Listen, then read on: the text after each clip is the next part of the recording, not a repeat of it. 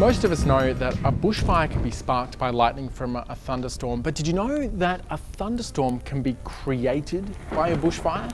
I'm not a pyromaniac myself, even though I do like fire, but there are some clouds that are. And when they form, they get such incredible powers that they can destroy everything in their path. Some of the most extreme bushfires that Australians have endured, like the Black Saturday fires or the Canberra fires, were made significantly worse by the weather that these fires created themselves.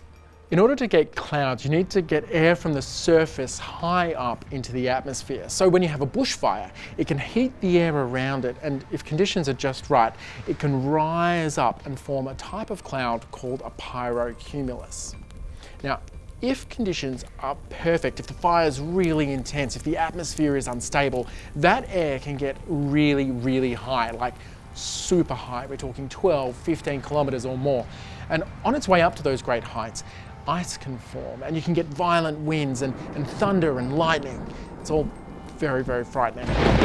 And when that happens, the cloud evolves into a type of cloud called a pyrocumulonimbus. We're essentially just talking about a thunderstorm here, but it's a thunderstorm with a terrifying fuel source at its fingertips.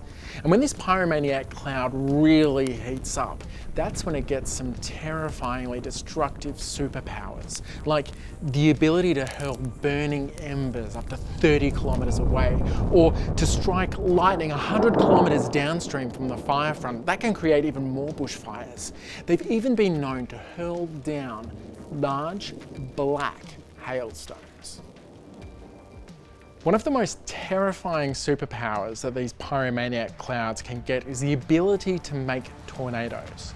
Wait, no, actually scrap that. It's the fire tornado. That's where you just get a tornado and fire, two of nature's most terrifying things, and then just mash them together to get a tornado made of fire. One of the most destructive fire tornadoes we know about was during the 2003 Canberra fires. 4 lives were lost and more than 500 homes were destroyed, but residents knew that it wasn't just a bushfire. When they came home, they found cars flipped and trees ripped out of the ground and thrown kilometers away. Such a large area was alight during the fire, and so much energy was released into the atmosphere that during the 10 minutes of most intense flaming, there was more energy released than during the explosion of the Hiroshima atomic bomb. All of these superpowers mean that the pyromaniac clouds can create even more destruction and can create even more bushfires. And that means they have the ability to multiply. They also create incredibly strong winds. There's gust fronts and updrafts and downbursts. And that can make fire move in completely unpredictable ways. That can put firefighters and residents' lives in even more danger.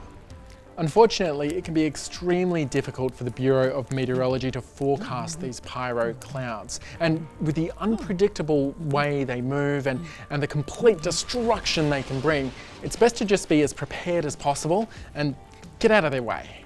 Just out. Move. Shoo. Like just out. Don't even think twice. You're told to evacuate. Move.